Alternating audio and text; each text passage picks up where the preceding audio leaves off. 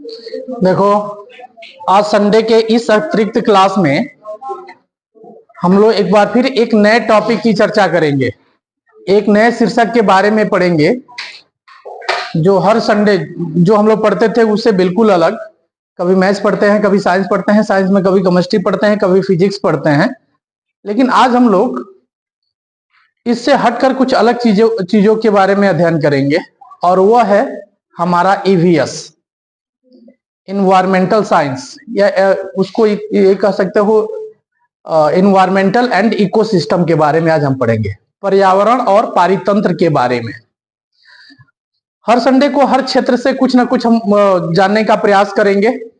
जो बाहरी जो चीजें हैं और जो बेसिक ज्ञान है उसको थोड़ा सा बढ़ाना बहुत जरूरी है। तो आज हम जो पढ़ने जा रहे हैं, आज हमारी जो क्लास है उस क्लास में हमारी आसपास की जो चीजें हैं वह किस कैटेगरी में आती हैं और उसका अध्ययन किस प्रकार किया जाता है, इन सब चीजों के बारे में आज के क्लास में हम चर्चा करेंगे। यानी आज का हमारा टॉपिक है इन्वायरमेंट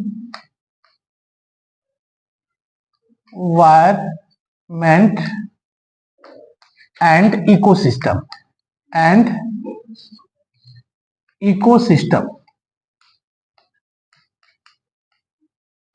यानी इसको कहते हैं पर्यावरण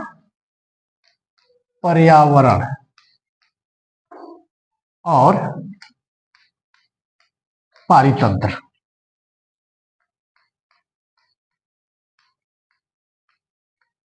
पर्यावरण और पारितंत्र आजकल किसी भी कंपटीशन में हर क्षेत्र से कुछ ना कुछ क्वेश्चन ऐड कर दे रहा है। कुछ जीएस से कर रहा है, कुछ रीजनिंग से कर रहा है, कुछ सिंपल मैथमेटिक्स से कर दे रहा है। इसमें पिछले 2-3 सालों में देखा गया कि जितने भी कंपटीशंस के पेपर्स हैं उसमें इन्वायरमेंटल साइंस के या ईवीएस के 6-7 क्वेश्चन बड़ी आसानी से मिल जा रहे हैं। तो इनके बारे में भी हमको जानना जरूरी है। सबसे पहले हम बात करते हैं पर्यावरण की, इन्वायरमेंट की। तो ये जो पर्यावरण शब्द है, पर्यावरण शब्द है, इसकी जो अंग्रेजी होती है, अंग्रेजी वो क्या होती है? इन्वायरमेंट होती है।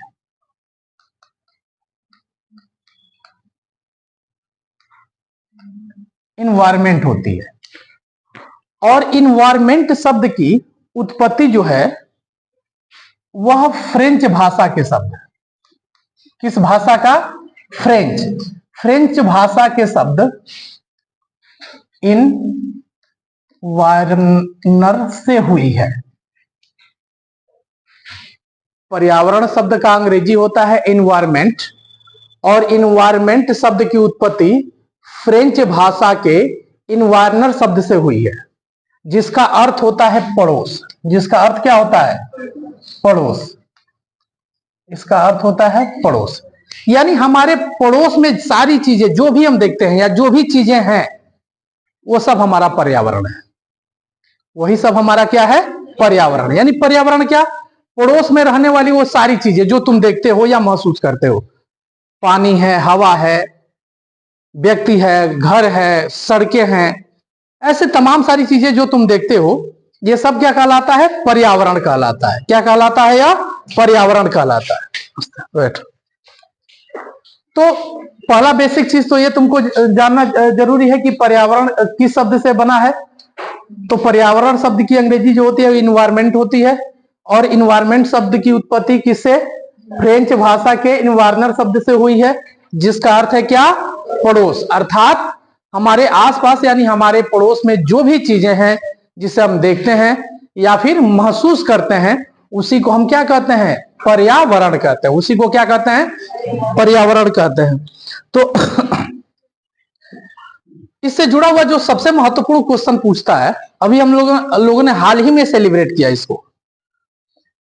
क्वेश्चन है विश्व पर्यावरण दिवस कब मनाया जाता है?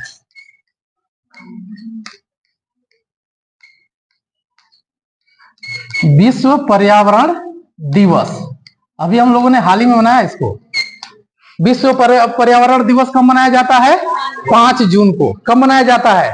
5 जून को। गुड, बहुत अच्छा। तो इससे पहला ही क्वेश्चन ये बना कि विश्व पर्यावरण दिवस कब मनाया जाता है? 5 जून को मनाया जाता है। कब मनाया जाता है? 5 जून को। अब इसके आगे की बात करते हैं कि जो पर्यावरण होता है उसको 2 भागों में हम बांटते हैं। जो पर्यावरण होता है उसको कितने भागों में बांटते हैं? 2 भागों में। पहला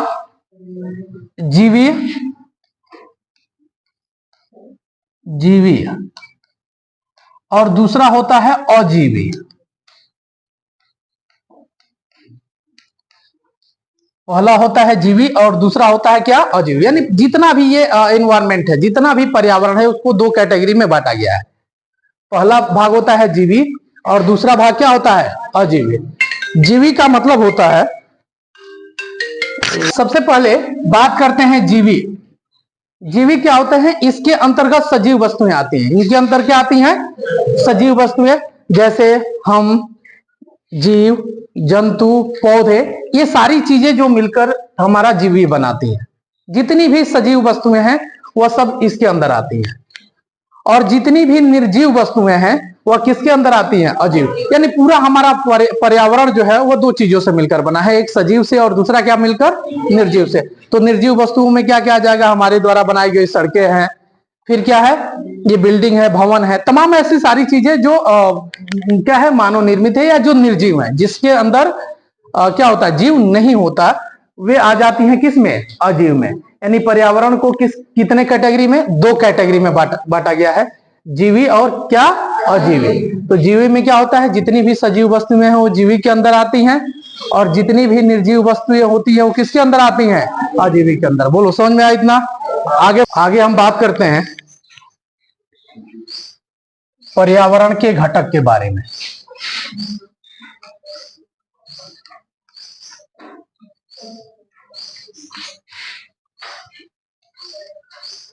कंपोनेंट्स ऑफ इन्वायरमेंट। इसके पर्यावरण के जो मुख्य घटक हैं उसमें सबसे पहला घटक आता है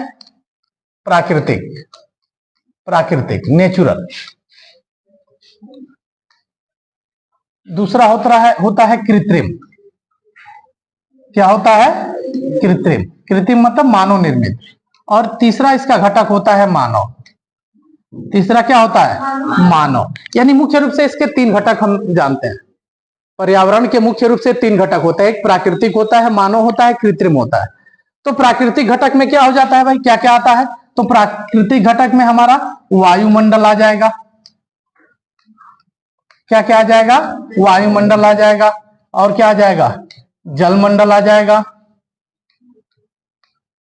और क्या आ जाएगा? स्थलमंडल आ जाएगा। सबके बारे में अभी हम चर्चा करेंगे। स्थलमंडल आ जाएगा।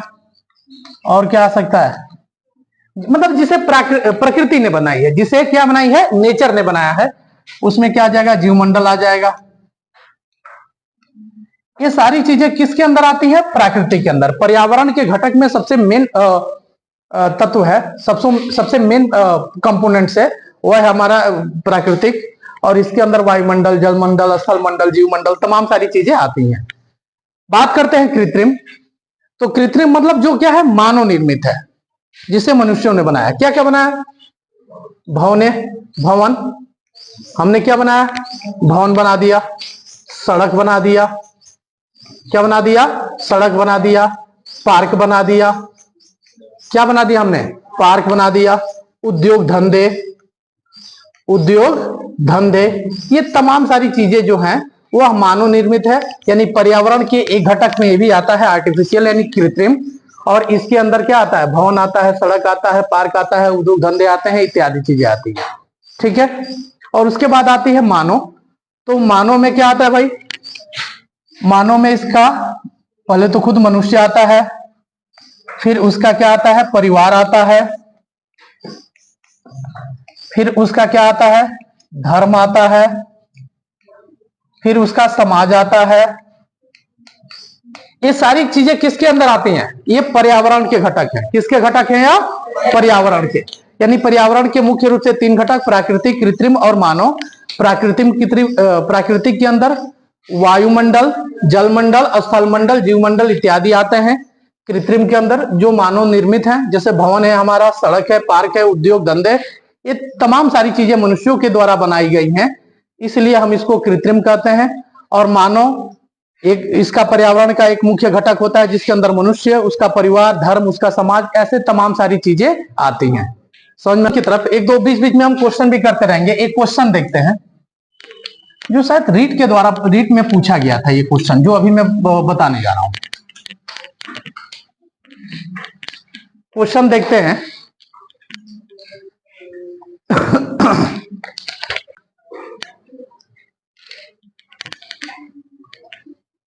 देखो ये क्वेश्चन है, कह निम्नलिखित स्तंभों को मिलाकर सही जोड़ा बनाइए। इधर दिया है जैवमंडल, वायुमंडल, जलमंडल और पर्यावरण। ठीक है, इधर है पृथ्वी को घेरने वाली वायु की चादर, जलीय क्षेत्र, पृथ्वी का गुरुत्वाकर्षण क्षेत्र, हमारे आसपास का क्षेत्र, वह संकीर्ण क्षेत्र जहां स्थल, जल एवं वायु पारस्परिक क्रिया करते हैं। और अगला है जीवों एवं उनके परिवेश के बीच संबंध। इसका सही जोड़ा हमें बनाना है। सबसे पहले बात करते हैं जैवमंडल। तो जैवमंडल कौन होता है? जैवमंडल के अंदर अभी हम आगे बताएंगे। जैवमंडल के अंदर वायुमंडल भी आता है, जलमंडल भी आता है, स्थल मंडल भी आता है। यानी जैवमंडल क्या होता है? वह संकीर्ण क्षेत्र होता है जहां स्थल, जल एवं वायु पारस्परिक क्रिया करते हैं। यानी ये वाला का ऑप्शन ये हो जाएगा। यानी क के साथ किसका मेल होगा? पांचवे का। वायुमंडल, वायु मतलब क्या होता है? हवा। तो इसका हो जाएगा वायु को घेरने वाली वायु की चादर, ये इसका मतलब मिलान इससे होगा। जलमंडल की बात करते हैं तो जलमंडल में क्या होगा? पूरा जलीय क्षेत्र होगा। क्या होगा? जलीय क्षेत्र। तो ये हमारा पूरा जलीय क्षेत्र हो गया। और पर्यावरण, तो पर्यावरण में क्या होता है? हमारे आसपास का क्षेत्र भी होता है और जीव एवं उनके परिवेश के बीच संबंध भी होता है। यानी इससे ये दोनों मिलेंगे। समझ में आ रहा? एक अतिरिक्त दिया, उससे हमको कुछ लेना देना नहीं है। इनका मिलान हमसे मतलब हमको जिनसे करना हमने कर दिया। जैवमंडल क्या होता है? वह संकीर्ण क्षेत्र होता है जहां स्थल, जल एवं वायु पारस्परिक क्रिया करते हैं। वायुमंडल क्या होता है? पृथ्वी को घेरने वाली वायु की चादर होती है। जलमंडल क्या होता है? जलीय क्षेत्र होता है। और पर्यावरण क्या होता है? तो हमारे आसपास का क्षेत्र भी होता है और साथ ही साथ जीवों एवं उनके परिवेश के बीच का संबंध भी होता है। देख लो एक बार, जल्दी देख लो, फिर आगे बढ़ते हैं।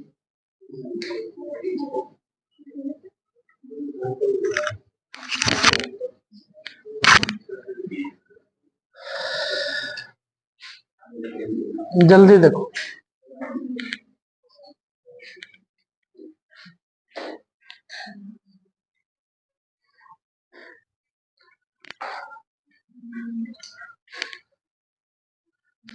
आगे हम बात करते हैं जैवमंडल की। अब इनके बारे में थोड़ा सा जान लेते हैं, फिर क्वेश्चन पे आएंगे।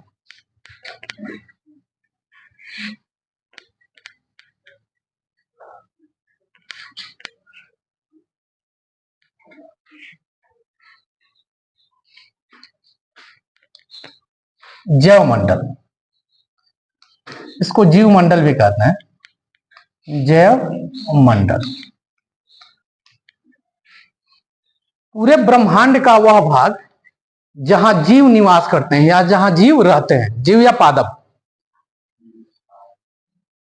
पूरे ब्रह्मांड का वह भाग जहां पे क्या जीव निवास करते हैं या जीव रहते हैं, उसे ही हम क्या कहते हैं? जैव मंडल कहते हैं। उसे ही हम क्या कहते हैं? जैव मंडल कहते हैं। तो अब बताओ ना, कोई भी जीव वायु में भी तो रहता है, धरातल पर भी तो रहता है, पानी के अंदर भी तो रहता है। यानी इसको हम तीन कैटेगरी में बांटते हैं। जैव मंडल को कितने भागों में बांटते हैं? तीन भाग में। पहला इसका हो जाता है वायुमंडल। वायुमंडल। दूसरा होता है स्थल मंडल। स्थल मंडल। और तीसरा होता है क्या? जल मंडल। जैव मंडल मुख्य रूप से कितने प्रकार के? तीन प्रकार के। पहला वायुमंडल, दूसरा स्थल मंडल और तीसरा क्या? तो ब्रह्मांड का वह भाग जहां वायु भरा हुआ है, जहां पे हवा भरा हुआ है, वह सब क्या कहलाता है? वायुमंडल कहलाता है। क्या कहलाता है? वो वायुमंडल कहलाता है। स्थल मंडल की अगर बात करें तो स्थल मंडल क्या होता है? जो हमारा ये जहां हमारी सड़कें होती हैं, जहां हम घर बनाते हैं, मतलब ये पूरा जमीन से जुड़ा है। जहां मिट्टी होता है, जहां पहाड़ होता है, जहां पेड़ पौधे उगते हैं, वो सारा हिस्सा क्या कहलाता है? स्थल मंडल कहलाता है। वो क्या कहलाता है? स्थल मंडल। और जितना मतलब जिस हिस्से पर पूरा जल भरा होता है उसको हम जल मंडल कहते हैं। जितने हिस्से पर जल भरा होता है उसे हम क्या कहते हैं? जल मंडल। अच्छा, एक क्वेश्चन पूछता है कि पृथ्वी के कितने प्रतिशत भाग पर जल है? पृथ्वी के कितने प्रतिशत पर जल है?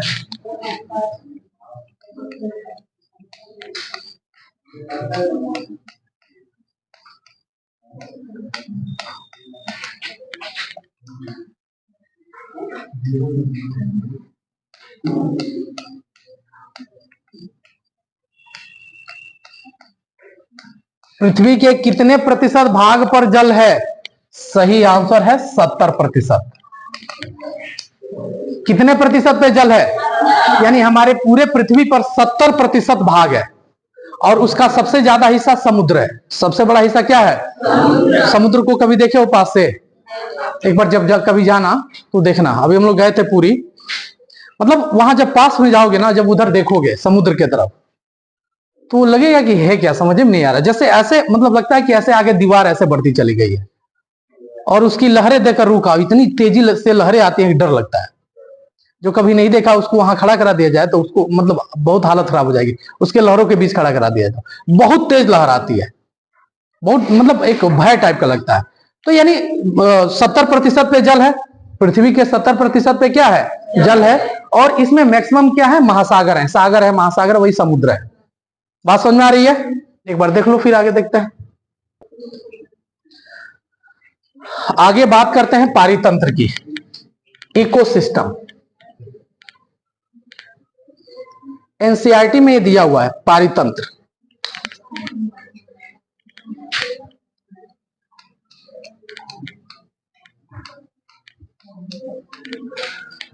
इको सिस्टम ब्रह्मांड का वह हिस्सा, ब्रह्मांड का वह हिस्सा जहां सजीव रहते हैं और आपस में पारस्परिक क्रिया करते हैं। आपस में क्या करते हैं? पारस्परिक क्रिया करते हैं। उन्हें हम पारितंत्र कहते हैं। उन्हें क्या कहते हैं?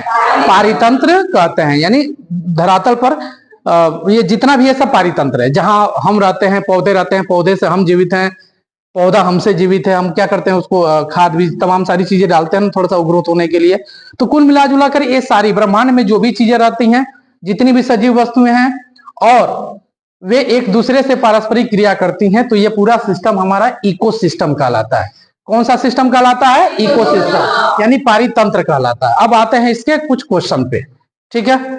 देखते हैं क्वेश्चन। ये क्वेश्चन उत्तर प्रदेश के टीचर वाले परीक्षा यूपी टेट में 2013 में पूछा। ये पारितंत्र से जुड़ा क्वेश्चन है कि ऊर्जा का गैर प्रदूषक स्रोत है या यूपी टेट में, UP TET Uttar Pradesh teacher eligibility test में 2013 में पूछा था ये क्वेश्चन कि ऊर्जा का गैर प्रदूषक स्रोत है परमाणु ऊर्जा, सौर ऊर्जा, पेट्रोल या डीजल, कौन सा ही होगा? इसका सही ऊर्जा देखो, सबसे पहले बात करते हैं परमाणु ऊर्जा की। तो जहां अभी युद्ध चल रहा था ना, तो हर जगह परमाणु की बात हो रही थी, परमाणु बम गिराने की बात कर रही थी। पाकिस्तान भी हमको बार बार धमकी दे रहा था कि हम परमाणु बम क्या करेंगे? गिराएंगे। भारत ने क्या किया? जैसे जहां पे परमाणु बम रखा जाता है वह जमीन के अंदर ही रखा, मतलब जमीन के अंदर रखा जाता है वो, ताकि उससे थोड़ा बहुत रेडिएशन भी हो तो हमको पता चले, हम उसको तुरंत पैक कर दें, मतलब बाहर ना निकले। तो क्या किया था कि मतलब उसमें एक जगह एंट्री होती है, हम जब जमीन के अंदर रखते हैं उसको, मान लो ये लेयर हो गया, अगर जमीन के अंदर हम रखते हैं तो एक जगह से एंट्री होती है उसकी, एक जगह से निकास होता है। मतलब हम उसके दो ही दरवाजे छोड़े जाते हैं। एक दरवाजे से क्या अगर वो अंदर आ जाएगा, एक मतलब दरवाजे से आदमी अंदर जा सकता है, एक दरवाजे से क्या हो जाएगा? बाहर। तो देखो, तो ये दो रास्ते होते हैं। तो ये जो पाकिस्तान होता है बार बार इंडिया को धमकी दे रहा था कि हम परमाणु हमसे हमला कर देंगे।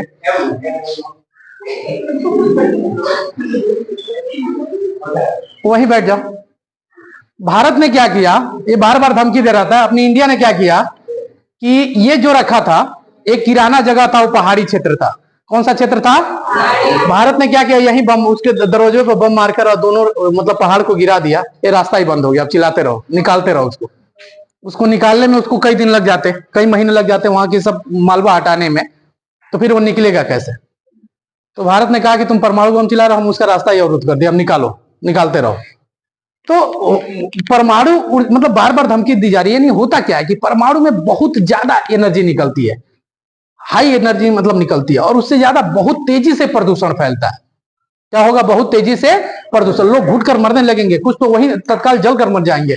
तो ये तो हमारा होगा नहीं। ये गैर प्रदूषक तो बहुत ज्यादा प्रदूषक है।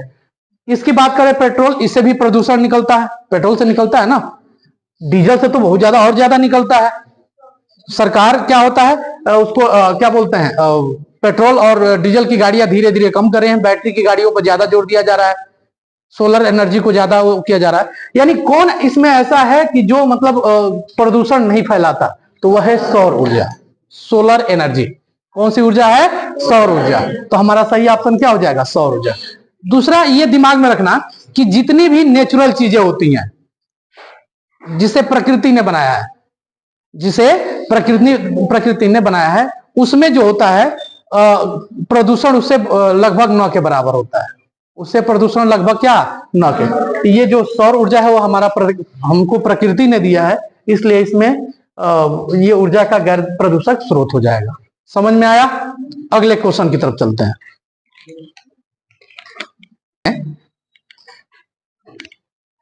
वे जीव जो अपशिष्ट पदार्थों को खाते हैं उनको क्या कहते हैं? शाकाहारी कहते हैं या पर्दाहारी कहते हैं। अमूमन ये डेट्रोवोरस ही लिखा जाता है। डेट्रीवोरस मांसाहारी होता है या केमोवोरस होता है। ये ऐसे पदार्थों को हम क्या कहते हैं? तो शाकाहारी वे होते हैं जो क्या करते हैं फल मूल और सब्जियों का सेवन करते हैं, उन्हें हम शाकाहारी कहते हैं। मांसाहारी तुम जानते हो मांसाहारी किसको कहते हैं? जो मांस का सेवन करते हैं। तो ये दोनों होगा नहीं, ये दोनों होगा नहीं। अब इनकी बात करते हैं। तो अपरदाहारी करते क्या है? ये वही वो पदार्थ मतलब जीव जंतु होते हैं जो क्या करते हैं? अपशिष्ट पदार्थों को खाते हैं। क्या करते हैं? अपशिष्ट पदार्थों को खाते हैं। ये क्लाइमेट के अंदर, पर्यावरण के अंदर दो प्रकार के ये छोटे छोटे जीव जंतु पाए जाते हैं। एक होता है, इसके बारे में थोड़ा जान ले, अपरदहारी या इसको डेट्रीवोरस कहते हैं, और दूसरा होता है अपघटक, डिकम्पोजर्स कहते हैं। डिकम्पोजर्स ये क्या करते हैं? इसके बारे में थोड़ा सा जानना। डेट्रीवोरस क्या करते हैं कि ये प्रकृति में स्थित मृत जानवरों और पौधों को खाते हैं, पौधों को खा जाते हैं, बस इनका काम खत्म हो जाता है। डेट्रीवोरस करते क्या है? मृत जानवरों और मृत पौधों को खा जाते हैं और इनका काम बस वहीं खत्म हो जाता है। जैसे केचुआ, क्या होता है? केचुआ, केचुआ इसके अंदर आता है।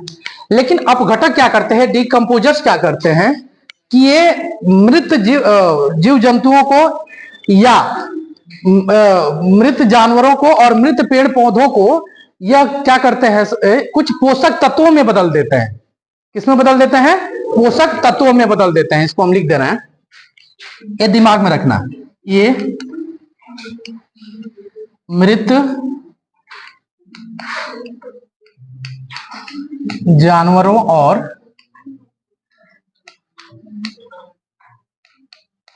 पौधों को पोषक तत्वों में बदल देते हैं। ये चीज दिमाग में रखना इन दोनों के बारे में। जैसे इसके अंदर क्या आता है? बैक्टीरिया आ सकता है, फंगस आ सकता है, इसके अंदर क्या आ सकता है, बैक्टीरिया आ सकता है और फंगस आ सकता है। तो यानी अपर्दाहारी का क्या करते हैं, या डेटिवर्स क्या करते हैं, केवल मृत जानवरों और पौधों को केवल खा जाते हैं, बस उनका काम खत्म हो जाता है। लेकिन जब इनकी बात करते हैं अपघटक की, वो मृत जानवरों और पौधों को करते क्या है, उनको पोषक तत्वों में बदल देते हैं। किसमें बदल देते हैं, पोषक तत्वों में बदल देते हैं, जिसका एडवांटेज हमें मिल जाता है। जैसे बैक्टीरिया है, जीवाणु है, फंगस है, ये तमाम ऐसी सारी चीजें हैं। एक बार अगले क्वेश्चन की बात करें,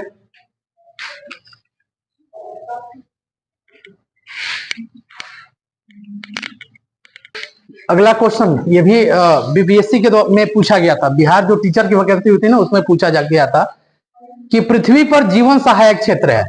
तो अभी हमने बताया किसमें जीवन पाया जाता है, जीव मंडल में। किसमें पाया जाता है, और इसी के अंदर ये तीनों आते हैं, स्थल मंडल, जल मंडल और वायुमंडल, इसी के अंदर आते हैं। तो इसका सही ऑप्शन कौन होगा, जीव मंडल। बोलो समझ में आ रहा है। अगले क्वेश्चन पे आते हैं। अभी एक दो क्वेश्चन ऐसा आएगा कि दैनिक जीवन में हम उसको आसपास अपने देखते हैं, लेकिन हम उसके बारे में जान नहीं पाते। अभी हम उस पर आते हैं। थोड़ा सा अगला क्वेश्चन देख लेते हैं। चलो अभी तो बहुत सारा क्वेश्चन है, लेकिन मुझे लगता है कि तुम लोग का मन नहीं लग रहा है, इसको समाप्त करते हैं। निम्न में से कौन सा गर्म रक्त का प्राणी है, यानी जिसका खून गर्म होता है? मेढक है, मगरमच्छ है, कबूतर है, एक से अधिक है, या इनमें से कोई नहीं? देखो, गर्म रक्त किनका होता है, वे सभी प्राणी जो परिस्थितियों के अनुसार अपने आप को एडजस्ट कर लेते हैं। परिस्थितियों के अनुसार अपने आप को क्या कर लेते हैं, एडजस्ट कर लेते हैं, सुव्यवस्थित कर लेते हैं, उन्हें हम गर्म रक्त का प्राणी कहते हैं। जैसे हम लोग यहाँ गर्मी है तब भी बर्दाश्त कर ले रहे हैं, ठंडे वाले इलाकों में जाएंगे स्वेटर उटर पहनकर अपने आप को एडजस्ट कर लेंगे। यानी हम लोग क्या है, गर्म रक्त के प्राणी है। कौन सा, गर्म रक्त। और कुछ प्राणी ऐसे होते हैं जो माहौल को में, यानी बाहर जो क्लाइमेट है उसको अपने अनुसार उसको मतलब क्लाइमेट के अनुसार अपने आप को परिवर्तित नहीं कर पाते हैं। तो करते क्या है, वो छिपने का प्रयास। जैसे बहुत ज्यादा ठंड पड़ेगी तो छिपेंगे, जैसे सांप वगैरह है, बहुत ज्यादा गर्मी पड़ेगा तो बिल वगैरह में घुस जाएंगे सब। मतलब बात समझ में आ रही है ना, मतलब इस तरह का होता है। तो यानी वो छिपने का प्रयास करते हैं। तो ऐसे प्राणियों को हम ठंडे रक्त का प्राणी कहते हैं।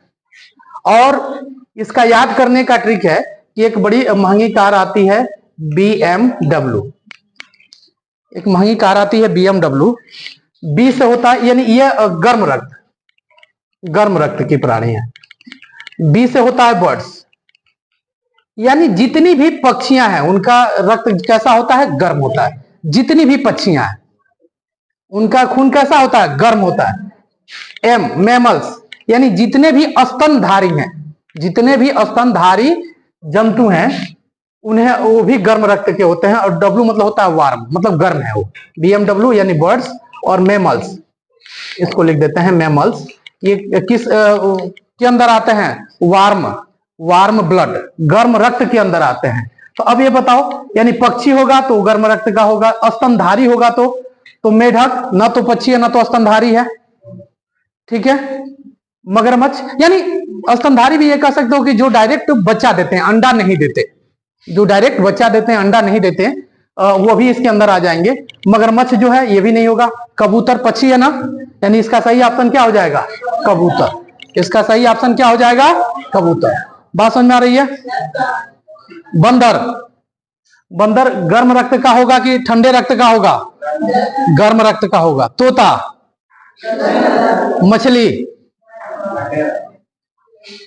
मछली किस में होगी, ठंडे में होगी। व्हेल मछली, ये कई बार पूछा, व्हेल मछली किस में होगा, मछलियों में व्हेल ही एक प्रकार की मछली है जो अंडा ना देकर बच्चा देती है, यानी वह किसमें, स्तनधारी है वो, यानी वो किसमें आएगा, यानी मछलियों में एक वही प्रजाति है, ठीक है। तो इतना समझ में आया। चलो आज इतना ही रहने देते हैं, फिर अगले देखते हैं।